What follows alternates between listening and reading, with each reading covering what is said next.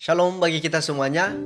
Saat ini saya akan memaparkan sebuah materi tentang apakah Yesus itu Tuhan, apa yang Alkitab katakan mengenai kealahan Yesus. Namun sebelum itu, teman-teman yang mendengarkan video saya, perkenalkan, nama saya Dedi Saputra Zendate, semester 7, Prodi Teologi. Oke, langsung saja. Ada seorang ateis mengatakan dan menjelaskan bahwa klaim seseorang Yesus yang mengaku sebagai Tuhan dapat mengampuni dosa dan akan menghakimi dunia pada akhir zaman. Nah, itu mengejutkan. Jadi seorang yang bernama C.S. Lewis merasa dirinya mengejutkan, terutama bagi orang Yahudi. Dalam agama Yahudi, Tuhan dipahami sebagai keberadaan yang berbeda dan terpisah dari dunia ini. Meskipun dalam agama panteistik seperti di India, ada keyakinan bahwa seseorang bisa menjadi bagian dari Tuhan, klaim semacam itu tidak biasa dalam tradisi Yahudi. Nah, oleh karena itu, kata-kata Yesus dianggap sebagai penyertaan yang sangat mengejutkan dan tidak terbayangkan. Baik, apakah perjanjian baru mengklaim bahwa Yesus adalah Tuhan? Oke, mari kita uji. Yang pertama, perkataan Yesus merujuk kepada ajaran dan sabdanya yang tercatat dalam Injil. Yesus mengerjakan banyak hal tentang kasih, baik pengampunan, kerajaan Allah, dan cara hidup yang benar. Beberapa perkataan yang terkenal termasuk kasihlah sesama manusia seperti dirimu sendiri, dan akulah jalan kebenaran dan hidup. Yang kedua, mujizat Yesus merujuk kepada tindakan-tindakan yang sangat luar biasa yang dilakukan oleh Yesus untuk menunjukkan kuasa Allah, seperti menyembuhkan orang sakit, mengusir roh jahat, membangkitkan orang mati, dan memberi makan ribuan orang dengan beberapa roti dan ikan. Nah, ini mujizat memperlihatkan otoritas ilahinya dan menjadi tanda bahwa kerajaan Allah telah datang. Yang ketiga, tindakan Yesus merujuk kepada perbuatan-perbuatannya yang mendemonstrasikan kasih dan kebenaran Tuhan. Nah, ini termasuk pelayanan kepada orang miskin, berdialog dengan orang berdosa, memberikan pengampunan, serta mengorbankan dirinya di salib untuk keselamatan umat manusia. Yang keempat, kesaksian para penulis perjanjian baru. Ini merujuk kepada tulisan para rasul dan pengikut Yesus yang mencatat kehidupan, ajaran, mujizat kematian, dan kebangkitan Yesus. Mereka menuliskan Injil dan surat-surat ini menjelaskan iman Kristen, memberikan pengetahuan dan inspirasi bagi gereja pertama dan umat Kristen sepanjang zaman. Baik, apakah Yesus mengklaim dirinya Tuhan? Nah, bisa kita lihat teman-temannya di Yohanes 8 ayat 58. Mengatakan, kata Yesus kepada mereka, "Aku berkata kepadamu sesungguhnya sebelum Abraham jadi, aku telah ada." Lalu mereka mengambil batu untuk melempari dia, tetapi Yesus menghilang dan meninggalkan bait dalam. Nah, teman-teman, kalau kita lihat sebelum Abraham jadi, aku telah ada, artinya dalam bahasa Yunani ego eimi, dan bahasa Ibrani haya akhir haya. Nah, atau Yahweh. Nah, artinya aku adalah aku. Apakah Yesus mengklaim dirinya Tuhan? Tuhan dalam perjanjian lama, teman-teman, ini adalah ayat-ayat yang Tuhan genapi di perjanjian baru, perbandingan Yesus pada dirinya.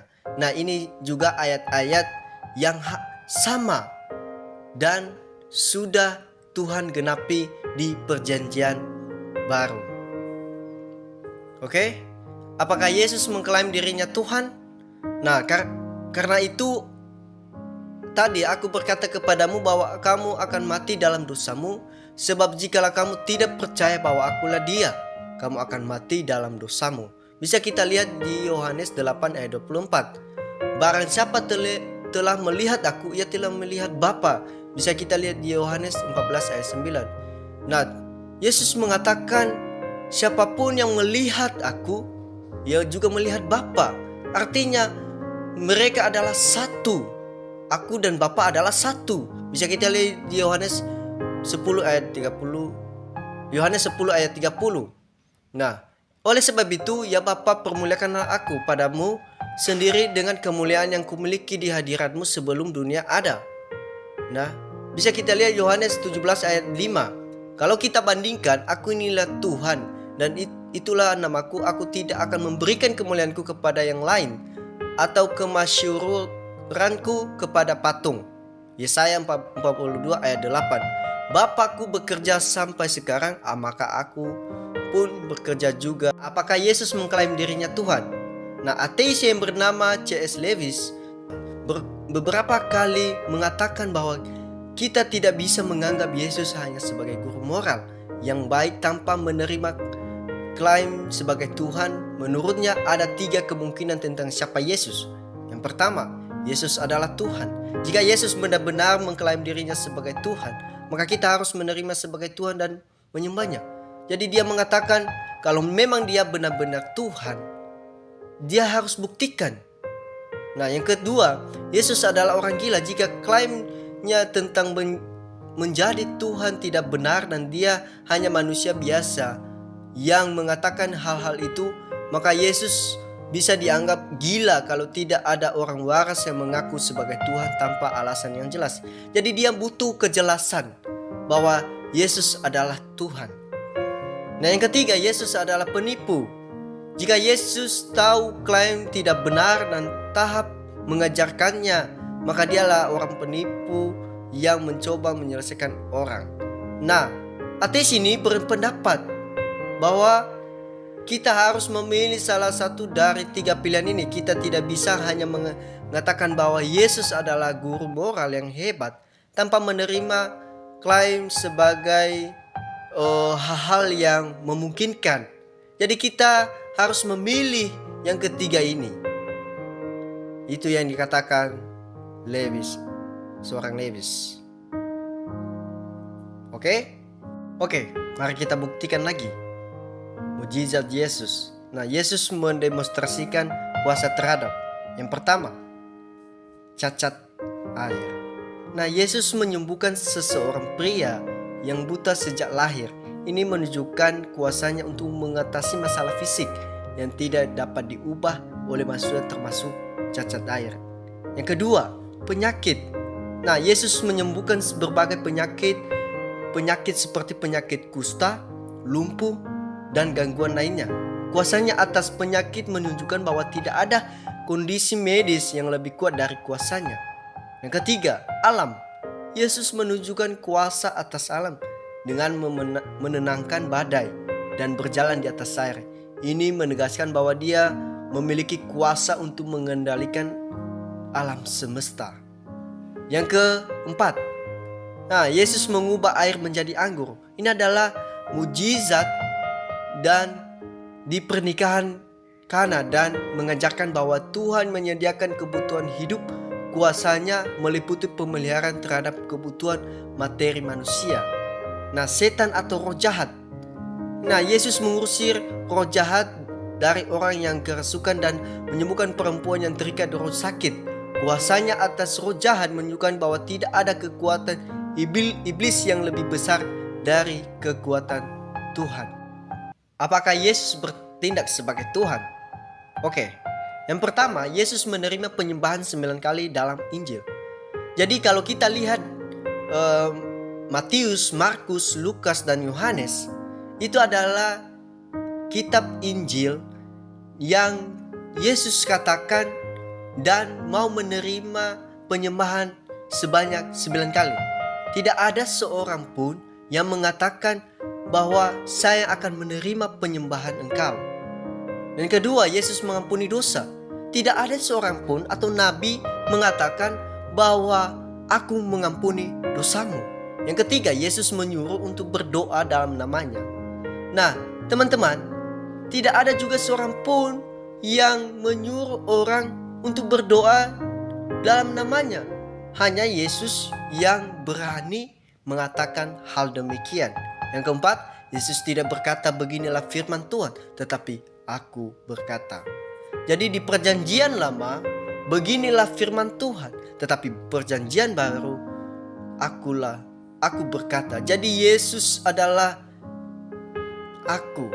Yesus adalah Tuhan. Dan yang kelima, Yesus berkata dia adalah Tuhan atas sabat yang diciptakan Tuhan. Yesus menyuruh untuk membaptis dalam namanya. Jadi teman-teman, tidak ada seorang pun yang mengatakan untuk membaptis dalam namanya. Hanya Yesus juga yang berani menyuruh orang untuk membaptis dalam namanya. Kalau kita lihat Yohanes 1 ayat 1 sampai ke 3 dan ke 14, firman yang dimaksud adalah Yesus Kristus yang sudah ada sejak awal bersama dengan Allah dan bahkan adalah Allah sendiri. Segala sesuatu yang ada di dunia ini dijadikan olehnya, dan tanpa dia tidak ada yang bisa ada. Nah, kata diam yang digunakan dalam Yohanes 1 ayat 14 diterjemahkan dari kata Yunani atau skene, yang berarti kemah atau tempat tinggal. Ini mengingatkan pada peristiwa dalam Keluaran 40 ayat 34, di mana awan Tuhan memenuhi kemah pertemuan, sebuah tempat yang menyimbolkan kehadiran Tuhan di antara umatnya. Dengan demikian, Yohanes 1 ayat 14 menggambarkan Yesus yang sebagai firman Allah hadir dan tinggal di tengah umat manusia, mirip dengan kehadiran Allah yang memenuhinya dalam kemah di zaman perjanjian lama. Hanya Yohanes, kesaksian Paulus juga mengatakan bahwa saya juga melihat dan mengaku bahwa Tuhan itu ada dan saya percaya dalam hati saya. Dan itu adalah hal yang sangat mustahil baginya. Ketika dia bertemu dengan Tuhan, dia mengaku bahwa ia adalah Tuhan.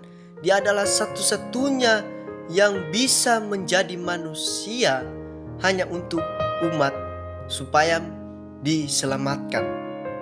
Nah, teman-teman, penulis Ibrani, ia atau Kristus adalah cahaya kemuliaan Allah dan gambar wujud Allah, dan menopang segala yang ada dengan firman-Nya yang penuh kekuasaan. Tetapi tentang anak ia berkata, "Tatamu ya Allah tetap untuk seterusnya dan selamanya." Bisa kita lihat Ibrani 1 ayat 3 dan 8. Ia mengatakan bahwa ia adalah cahaya kemuliaan dan tidak ada seorang pun yang memberi cahaya kepada orang tanpa melalui dia. Maka oleh sebab itu dia adalah cahaya yang menerangi umatnya yang sudah jatuh ke dalam dosa, sehingga mereka untuk bertobat dan menerima cahaya itu dari Kristus. Kesaksian ekstra biblikal yang merujuk Yesus sebagai Tuhan. Nah, Plinius yang muda mengatakan bahwa mereka punya kebiasaan berkumpul sebelum hari terang, ketika mereka menyanyikan pujian kepada Kristus sebagai Tuhan. Nah, ini juga mengatakan yang bernama ateis Celsus, yang sebelumnya saya jelaskan bahwa dia masih belum percaya bahwa Yesus itu Tuhan. Dan oleh sebab itu dia mengatakan, maka sekarang jika Kristen menyembah hanya satu Tuhan, mereka mungkin memiliki alasan mereka sendiri. Jadi dia mengatakan bahwa Kristen itu punya alasan sendiri. Tidak mungkin Yesus itu dianggap Tuhan tanpa ada alasan. Nah, oleh sebab itu, tetapi fakta yang ada adalah mereka menyembah seseorang manusia yang muncul belakangan ini, dan menyembah mereka terhadap Yesus ini malah keterlaluan. Jadi dia menganggap orang-orang yang menyembah Yesus itu sangat keterlaluan, karena mereka menolak untuk mendengarkan pembicaraan mengenai Tuhan. Jadi dia mengatakan bahwa Yesus itu bukan Tuhan, bahwa Yesus yang kalian sembah itu adalah manusia. Jadi dia mengatakan lagi, dan saat mereka memanggilnya anak alam, mereka tidak benar-benar menghormati Tuhan. Nah, jadi dia menganggap ada Tuhan, tapi Tuhan siapa gitu? Jadi malahan mereka mencoba mengangkat Yesus setinggi-tingginya. Apakah perjanjian baru mengklaim Yesus sebagai Tuhan? Nah, yang pertama, perkataan Yesus dengan jelas menunjukkan ia percaya bahwa ia adalah Tuhan. Yang kedua, mujizat Yesus menunjukkan kekuasaannya terhadap segala ciptaan. Yang ketiga, tindakan Yesus yang mengampuni dosa menerima penyembahan dan sebagainya, menunjukkan ia percaya bahwa ia adalah Tuhan. Yang keempat, kesaksian penulis Perjanjian Baru menunjukkan Yesus sebagai Tuhan.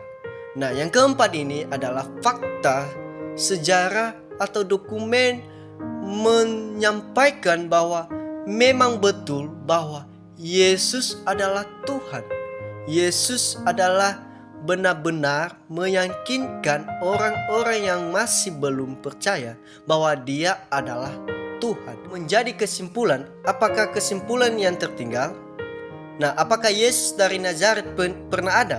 Ya. Apakah Yesus memenuhi nubuatan mesianik? Tentu ya. Apakah ada orang lain dalam sejarah seperti Yesus?